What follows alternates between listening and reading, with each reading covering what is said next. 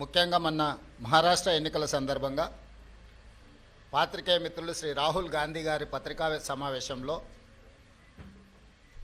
అదానీ గారి నుండి తెలంగాణ రాష్ట్ర ప్రభుత్వం ఆ రాష్ట్ర ముఖ్యమంత్రి రేవంత్ రెడ్డి గారు నిధులను స్వీకరించారు కదా, కాంగ్రెస్ పార్టీ ఏ విధంగా అదానీ గారి తప్పులను ప్రశ్నిస్తారు అని చెప్పి పాత్రికేయ మిత్రులు ప్రస్తావించడం జరిగింది.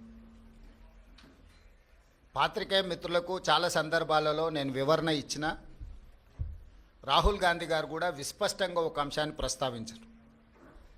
చట్టబద్ధంగా రాజ్యాంగబద్ధంగా రాష్ట్ర ప్రభుత్వాలు కానీ కేంద్ర ప్రభుత్వాలు కానీ ఏదైనా అంశంలో టెండర్లు పిలిచినా, ఏదైనా అంశంలో పెట్టుబడులు పెట్టడానికి అవకాశాలు కల్పించినా అందరికీ సమానమైన అవకాశాలు, అందరూ పోటీ పడే విధంగా నిబంధనలను తయారు చేసి నిబంధనల మేరకు టెండర్లను నిర్వహించి అందులో ఎవరు ఆ టెండర్లలో రాణిస్తే వాళ్లకు కాంట్రాక్ట్లు ఇవ్వడం కానీ లేదా ఏదైనా పనులను కేటాయించడం కానీ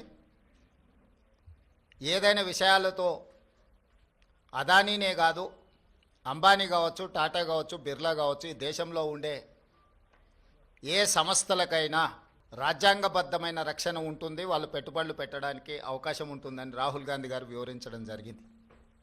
అయినా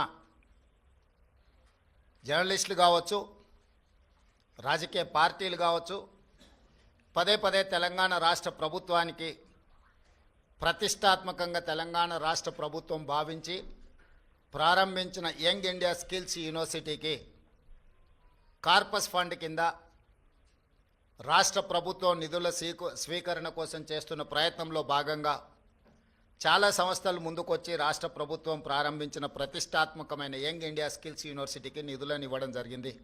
దాంట్లో భాగంగానే అదానీ సంస్థ కూడా 100 కోట్ల రూపాయలను కార్పొరేట్ సోషల్ రెస్పాన్సిబిలిటీ కింద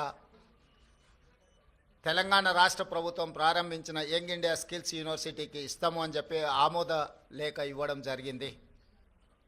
ఈ అంశాన్ని ప్రస్తావించడం ద్వారా అదేదో అదానీ గ్రూప్ తెలంగాణ రాష్ట్ర ప్రభుత్వానికో ముఖ్యమంత్రి గారికో అప్పనంగా 100 కోట్ల రూపాయలు ఇచ్చినట్టుగా అనవసరమైన చర్చలకు రాద్ధాంతానికి తావిస్తున్నది. వాస్తవంగా ఇన్కమ్ ట్యాక్స్ క్లియరెన్స్ లేకపోవడం వల్ల ఇన్కమ్ ట్యాక్స్ నుంచి మినహాయింపు తీసుకోవడానికి రాష్ట్ర ప్రభుత్వం చేస్తున్న ప్రయత్నము నిన్న మొన్ననే 80B కింద రాష్ట్ర ప్రభుత్వానికి యంగ్ ఇండియా స్కిల్స్ యూనివర్సిటీకి అనుమతి ఇవ్వడం జరిగింది. ఇప్పటి వరకు ఏ సంస్థ నుంచి కూడా తెలంగాణ రాష్ట్ర ప్రభుత్వం తన ఖాతాలోకి ₹1 కూడా తీసుకోలేదు, ఇంక్లూడింగ్ అదానీ. అయితే అనవసరమైన చర్చలలో తెలంగాణ ప్రతిష్ట కానీ వ్యక్తిగతంగా నా గురించి చర్చ జరగడం, మా మంత్రివర్గ సహచరులకు నాకు ఎలాంటి సుతారము ఇష్టం లేదు. అందుకే స్పష్టంగా నిన్ననే రాష్ట్ర ప్రభుత్వం తరఫున అదానీ గ్రూప్ ఆఫ్ కంపెనీస్కి మా అధికారి జయేష్ రంజన్ ద్వారా లేఖ రాయడం జరిగింది. జరుగుతున్న వివాదాలు, ఆరోపణలు, రకరకాల పరిస్థితుల వల్ల తెలంగాణ రాష్ట్ర ప్రభుత్వం మీరు ముందుకు వచ్చి ఉదారంగా తెలంగాణ యంగ్ ఇండియా స్కిల్స్ యూనివర్సిటీకి ఇస్తాన్న 100 కోట్ల రూపాయలను తెలంగాణ రాష్ట్ర ప్రభుత్వము స్వీకరించడానికి సిద్ధంగా లేదు. కాబట్టి దయచేసి మీ 100 కోట్ల రూపాయలను యంగ్ ఇండియా స్కిల్స్ యూనివర్సిటీకి బదిలీ చేయొద్దు అని చెప్పి విస్పష్టంగా వారికి లేఖ రాయడం జరిగింది. ఈ పత్రికా సమావేశం ద్వారా పక్క రాష్ట్రాలు, పక్క దేశాలలో అదానీ గ్రూప్ ఆఫ్ కంపెనీస్ మీద జరుగుతున్న వివాదానికి తెలంగాణ రాష్ట్ర ప్రభుత్వానికి ఎలాంటి సంబంధం లేదు. అదేవిధంగా ఒక గొప్ప ఉద్దేశంతో లక్షలాది తెలంగాణ నిరుద్యోగ యువకులకు సాంకేతిక నైపుణ్యాన్ని నేర్పించడం ద్వారా ప్రపంచంతో పోటీ పడాలన్న ఆలోచనతోని యంగ్ ఇండియా స్కిల్స్ యూనివర్సిటీని ప్రారంభించినము.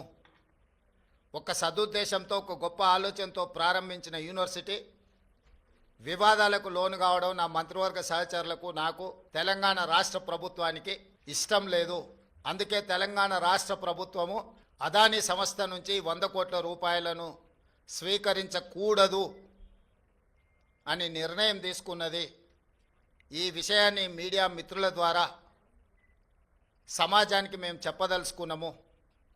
అనవసరమైన వివాదాలలో మా రాష్ట్ర ప్రభుత్వాన్ని మమ్మల్ని లాగొద్దు అని చెప్పి మీడియా మిత్రులందరికీ కూడా నేను సూచన చేస్తున్నా. రాజకీయ పార్టీలకు కూడా నేను సలహా ఇవ్వదలుచుకున్నా. రాష్ట్ర ప్రభుత్వ ప్రయోజనాల కోసం తీసుకున్న నిధులను కూడా రాజకీయ కోణంలో ఆరోపణలు చేయడం ద్వారా నిరుద్యోగ యువకులకు నష్టపరిచే విధంగా వ్యవహరించే వాళ్లకు రాష్ట్ర ప్రభుత్వం ఈ నిర్ణయం తీసుకున్నది. వాళ్ళందరూ కూడా ఈ అంశాన్ని పరిగణలోకి తీసుకోవాల్సిందిగా నేను ఈ సందర్భంగా తెలియజేస్తున్నా. అదేవిధంగా ప్రతిసారి ఢిల్లీకి ముఖ్యమంత్రి కానీ మంత్రులు కానీ పర్యటనకి వెళ్ళాలనుకున్నప్పుడల్లా మీడియా మిత్రులు మంత్రివర్గ సమావేశం, అధిష్టానంతో చర్చలు అయిపోయింది. మంత్రివర్గం శాఖలు బంద్ చేయడం, శాఖలలో కూడా మళ్ళా ఎవరికి ఏది ఇవ్వాలనో అన్నిటినీ మీరే నిర్ణయిస్తున్నారు. ఈ ఢిల్లీ పర్యటన ఓం బిర్లా లోక్సభ స్పీకర్ గారి కూతురు యొక్క వివాహ కార్యక్రమం ఉన్నది. గతంలో నేను, ఉత్తమ్ కుమార్ రెడ్డి గారు, కోమటిరెడ్డి వెంకటరెడ్డి గారు పార్లమెంట్లో సభ్యులుగా మేము ఉన్నాం. వారితో మాకు వ్యక్తిగతంగా పరిచయం ఉన్నది. వారు ప్రత్యేకంగా ఆహ్వానించారు కాబట్టి ఓం బిర్లా కూతురు వివాహానికి హాజరు కావాలి అని చెప్పి నేను, ఉత్తమ్ కుమార్ రెడ్డి గారు ఢిల్లీకి వెళ్తున్నాము. ఈ పర్యటనకు రాజకీయ ప్రాధాన్యత లేదు.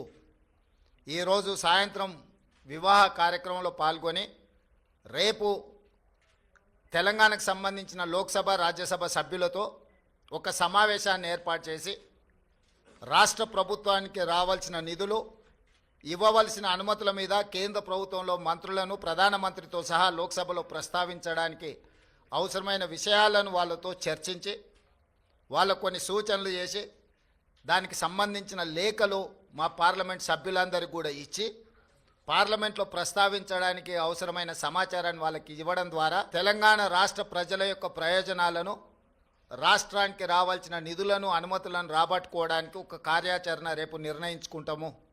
అదే కాకుండా ప్రధానంగా ఎయిర్పోర్ట్స్ విషయంలో, మెట్రో రైలు విషయంలో, అదేవిధంగా